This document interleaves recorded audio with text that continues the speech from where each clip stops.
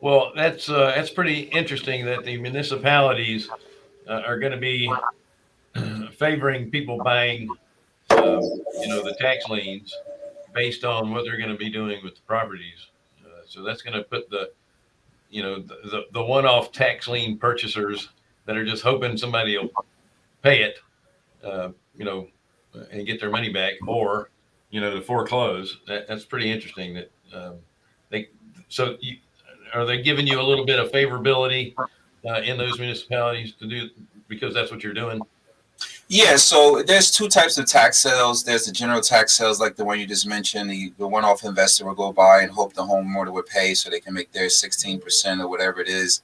And the other one is a special lien auction. These are on vacant and dilapidated properties that have taxes that are, 20,000 and higher. The bank is not going to pay the taxes because the property is in shambles.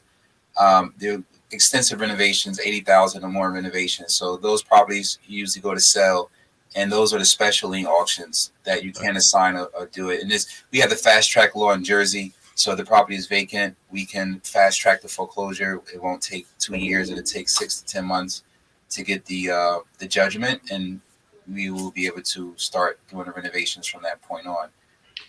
There's some risk involved with it as well because you don't own the property, and if the property catches on fire, you just get the lot. That you can't put insurance on it.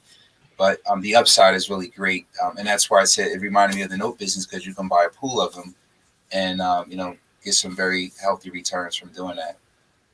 Nice. It's interesting. Yeah. Oh, I thought you had No, another question. I didn't know that was really interesting. Um, Didn't know you could do that. Yeah, vacant property list. You want to source the vacant property list in your township, and then the next level is, okay, what are the taxes? Are there any taxes that are owed on these properties?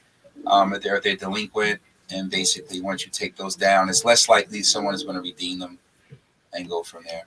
Yeah, vacant property. You wouldn't imagine someone's going to redeem that. Yeah. Yeah. well, and I was going to be a real smart ass about this and say, being in New Jersey, it's probably easy to get tax liens because they're the highest tax state in the country. This is true. This is true. Oh, yeah. Makes those a lot more available. No, that's great because not only are you getting off market properties, you're able to put people to work in those communities. You're able to revitalize those communities, put those houses back on the tax rolls, and then homes that have been, blights or eyesores are now part of the neighborhood and homes for people to live in now. So Yeah, that's our mission. Really, is to revitalize the community, create an impact, give local people jobs to help with some of the demolition and clean out and stuff like that. So it just feels good when you walk to the townships and the mayors see what you're doing, and the different departments, the tax office, the building department, everybody is behind you in that. So that's what we try to target.